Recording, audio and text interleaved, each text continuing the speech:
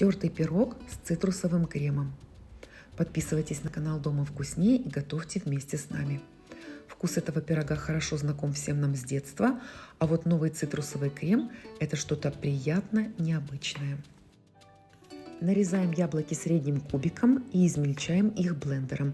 Используем только мякоть и кожицу. Сердцевинку не используем.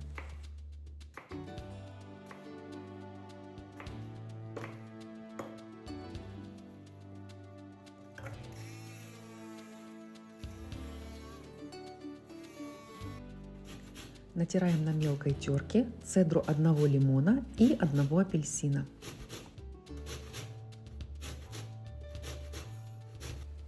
Добавляем натертую цедру в яблочное пюре. Снимаем кожуру с апельсина и лимона, удаляем косточки, которые могут быть внутри, нарезаем на средние кусочки и измельчаем вместе с яблоками до гомогенного состояния.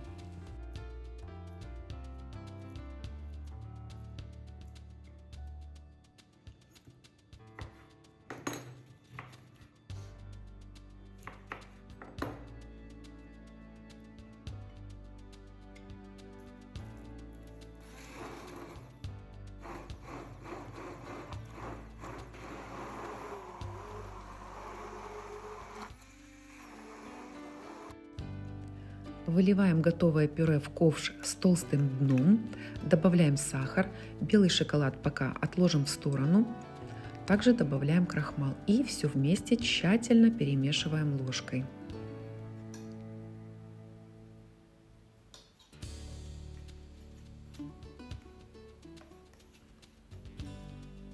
Готовую смесь доводим до кипения на среднем огне, постоянно помешивая ложкой, чтобы не пригорело. В закипевшую массу добавляем белый шоколад и растапливаем его, а затем, когда начинка заварилась, выключаем огонь, накрываем ковш крышкой и оставляем в прохладном месте до полного остывания. Тем временем готовим тесто. Смешиваем просеянную муку и разрыхлитель и перетираем ее с маслом в крошку. Это очень легко сделать при помощи измельчителя. Но можно перетереть масло с мукой вручную или при помощи терки. Работайте так, как вам удобнее. Вот такая крошка из муки и масла получилась у меня. Теперь смешиваем сметану или густой йогурт с сахаром, добавляем соль. Хорошенько все вместе перемешиваем и добавляем в крошку из муки и масла.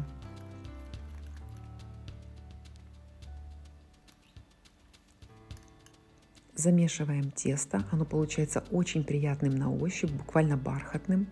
2/3 теста мы используем для основы пирога, а 1/3 теста отправим в холодильник на минут 30, чтобы его легко можно было натереть на крупной терке. Раскатываем вручную и при помощи скалки тесто на пергаменте или на фольге, как я в этот раз. Принимайте во внимание размер формы для выпечки. У меня диаметр формы 22 сантиметра, но этого теста может вполне хватить на форму до 26 сантиметров. Слегка подрезаем края. Остатки теста можно использовать для верхнего слоя. А тем временем наш крем остыл, он стабилизировался. Выкладываем его поверх коржа, разравниваем и присыпаем сверху крошкой из остывшего теста.